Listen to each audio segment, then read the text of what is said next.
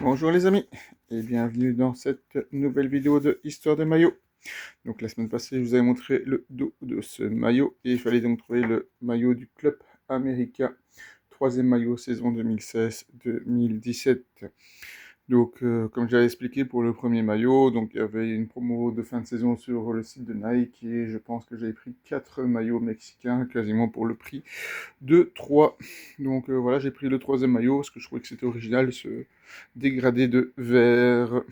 Alors, qu'est-ce qu'on peut dire sur l'avis des fans de ce troisième maillot? Donc, le troisième maillot de Club América pour la saison 2016-2017, un dégradé vert conçu par Nike, un mélange de couleurs traditionnelles jaune et bleu du club, a divisé les supporters. Conception et réception, liberté dans le design, Nike a fusionné deux tons de vert avec un dégradé sombre vert clair sur base d'un temple global utilisé pour des clubs comme Manchester City ou Barcelone. Logo et sponsor blanc pour ne pas trop perturber l'esthétique. Alors compenser les fans, certains groupes, notamment sur Reddit, l'ont trouvé esthétiquement réussi. Il est vraiment chouette. Le vert, c'est une pensée neuve, puisqu'il n'avait pas eu souvent des maillots verts.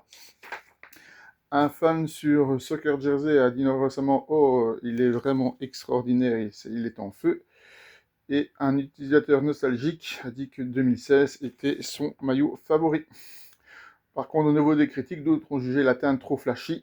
Je n'aime pas, ça ressemble à des néons de diarrhée verte. Voilà, le vert a souvent été perçu comme éloigné de l'identité traditionnelle bleu et jaune, ce qui a gêné les puristes. En résumé, pour le style et le design, pour certains admirateurs, le maillot dégageait un look frais et original. Les couleurs, le vert jugé audacieux a franchi la ligne pour les fans attachés aux couleurs traditionnelles. Polarisation, maillot apprécié pour un certain public de collectionneurs et amateurs de design, détesté pour ceux qui cherchaient des silhouettes classiques ou sobres. Alors comme c'est la deuxième vidéo de ce club et la même saison que la précédente, on va éviter les détails de saison, mais on va s'intéresser maintenant à 10 anecdotes sur le Club América de Mexico, l'un des clubs les plus emblématiques du football mexicain et d'Amérique latine.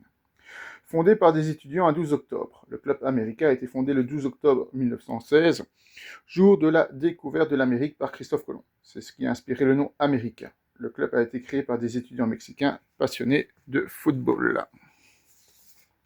Une rivalité historique avec les Chivas. La rivalité avec le Chivas de Guadalajara est surnommée le Classico Nacional.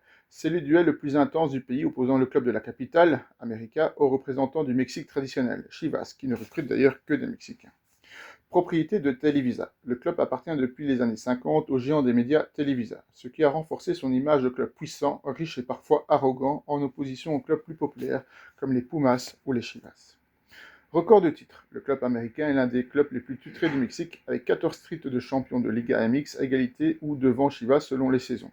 Ils ont aussi remporté 7 Ligues des champions de la CONCACAF, un record. Los Millonetas. Le club est souvent surnommé Los Millonetas, les millionnaires, en référence à leur capacité à attirer les meilleurs joueurs et à dépenser des sommes importantes sur le marché des transferts. Le mythique Estadio Azteca. Il joue à domicile au stade Azteca, l'un des stades les plus célèbres du monde qui a accueilli 2 finales de Coupe du Monde, en 70 et 86. Il peut accueillir plus de 80 000 spectateurs. L'aigle, leur emblème vivant.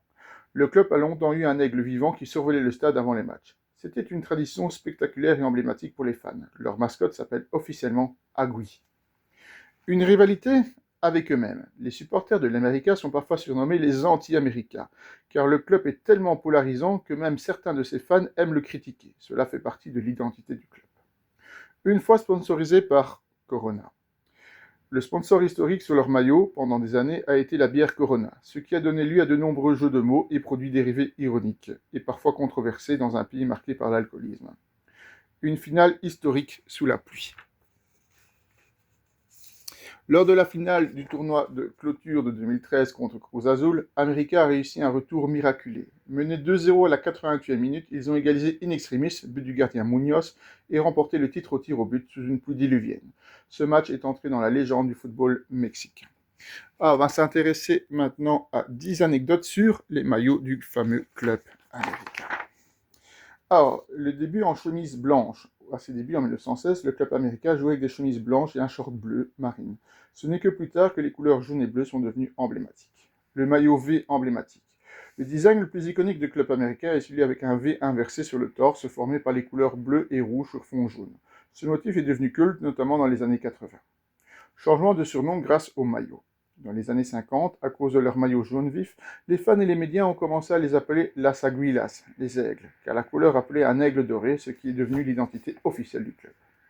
Un sponsor géant, Bimbo.